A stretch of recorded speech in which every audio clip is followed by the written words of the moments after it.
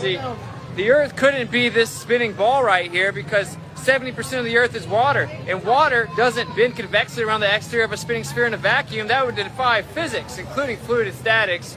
Of course, also they say that gas pressure is bending around the outside of this ball convexly, right? That's what the atmosphere is, even though gases have no inherent shape, and that's a dumb term. The gas around the sphere would fill the available space because of the second law of thermodynamics. And the water always finds its level. That's called fluid statics. These are actual laws of physics that cannot be denied.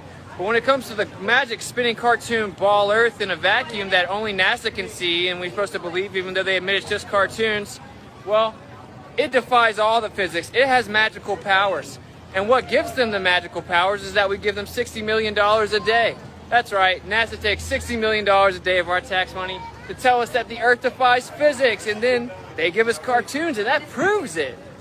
How impressive. So if the Earth was actually a ball like this, then, well, the water would fall off of it because water finds its level. It's called fluid statics. And as it spins, the water falls off of it faster. So 70% of a ball Earth couldn't be water. That's dumb.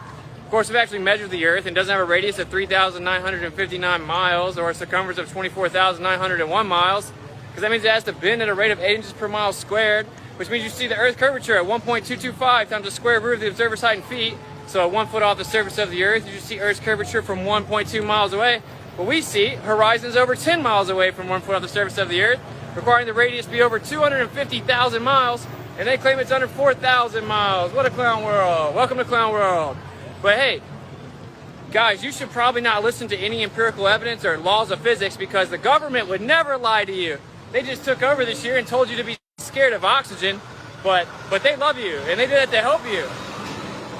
The government has never lied except for whenever they started the Vietnam War with the false flag called Gulf of Tonkin, declassified in their own military documents, where they admitted that they set it up and lied and said Vietnam attacked us when we attacked ourselves.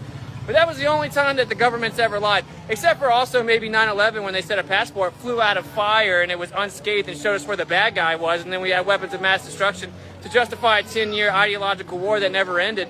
But that was the only other time the government's ever lied, except for Operation Mockingbird, declassified from like the 50s and the 70s, that they took over the media and that they're actual agents as news anchors. But that's the only other time the government lied. When it comes to NASA, we can trust NASA. This is what the Earth looks like, because NASA said so. And yeah, NASA works for the government, but they're the one governmental agency that doesn't lie, because they went to the moon in 1969.